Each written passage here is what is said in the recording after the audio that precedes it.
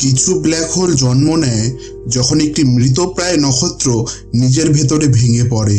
কিছু গঠিত হয় একাধিক ব্ল্যাক হোল একত্রিত হয়ে, আর কিছু ব্ল্যাক হোল সম্ভবত সৃষ্টি হয়েছিল আরও অদ্ভুত কোনো উপায়ে।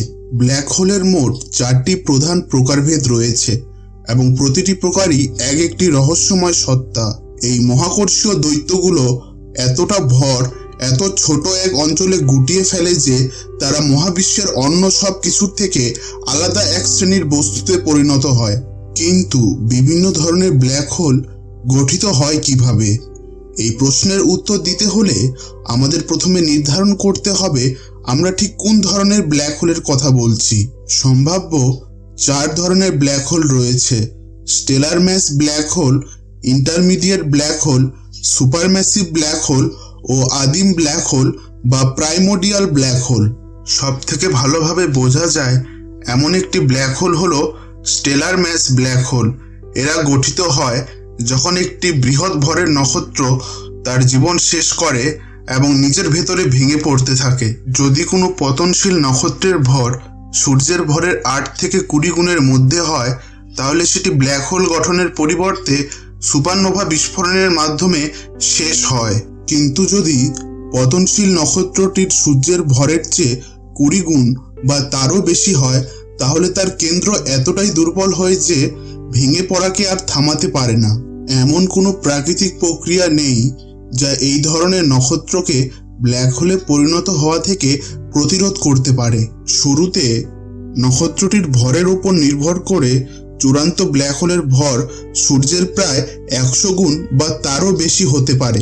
নাম থেকেই বোঝা যায় ইন্টারমিডিয়েট ব্ল্যাক হোল বা মধ্যম ভরের ব্ল্যাক হোল হলো স্টেলার ম্যাস এবং সুপারম্যাসিভ ব্ল্যাক হোলের মধ্যবর্তী অবস্থা। এগুলো না খুব ছোট না খুব বড়, কিন্তু এগুলো বিরল। মনে করা হয় একাধিক স্টেলার ম্যাস ব্ল্যাক হোল বারবার একত্রিত হয়ে এই মধ্যম ভরের ব্ল্যাক হোল গঠন করে। এই একত্রীকরণ প্রক্রিয়া সাধারণত গ্যালাক্সির ঘনবসতিপূর্ণ এলাকায় ঘটে। স্টেলার ম্যাস ব্ল্যাক হোলগুলো একে অপরের চারপাশে দীর্ঘ সময় ধরে ধীরে ধীরে ঘোরে, তারপর এক সময় দ্রুত আবর্তিত হয়ে একত্রিত হয় ও একটি বড় ব্ল্যাক হোলে পরিণত হয়। ধারাবাহিকভাবে অনেকগুলো একত্রীকরণ ঘটলে বিজ্ঞানীদের মতে এই মধ্যম ভরের ব্ল্যাক হোল 100 থেকে 10 লক্ষ স্টেলার ম্যাস বা সৌর ভরের সাথে বেড়ে উঠতে পারে। যদিও এই ধরনের ব্ল্যাক হোলের নিশ্চিত প্রমাণ এখনো মেলেনি, তবুও গত কয়েক দশকে বেশ কিছু গবেষণায় এদের অস্তিত্বের ইঙ্গিত পাওয়া গেছে। ব্ল্যাক হোল সাধারণত একত্রীকরণের মাধ্যমে বড় থেকে আরও বড় হয়। সুপারম্যাসিভ ব্ল্যাক হোল বা অতি ভারী ব্ল্যাক হোলগুলিও এইভাবেই কাজ করে। যদিও এই ধরনের ব্ল্যাক হোলের উৎপত্তি নিয়ে অনেক তত্ত্ব রয়েছে, এর একটি গ্রহণযোগ্য ব্যাখ্যা হলো নক্ষত্র এবং ছোট ব্ল্যাক হোলগুলোর বারবার সংঘর্ষ ও সংযুক্তির ফলে এদের জন্ম হয়। এই প্রক্রিয়ায় একটি ছোট ব্ল্যাক হোল ক্রমাগত আরও বস্তু গ্রাস করে বেড়ে ওঠে এবং অবশেষে এতটাই ভারী হয়ে যায় যে সে গ্যালাক্সির কেন্দ্রে ডুবে যায়। পথ চলতে চলতে এই ব্ল্যাক হোল আরও স্টেলার বা ইন্টারমিডিয়েট ব্ল্যাক হোলের সঙ্গে একত্রিত হয়ে বৃহৎ আকার ধারণ করে। এক সময় এটি গ্যালাক্সির কেন্দ্রে পৌঁছায় এবং নিকটবর্তী সবকিছুকে গ্রাস করতে থাকে। কোটি কোটি বছরের মধ্যে এইভাবে ব্ল্যাক হোল সূর্যের ভরের লক্ষ লক্ষ গুণ পর্যন্ত বৃদ্ধি পায়।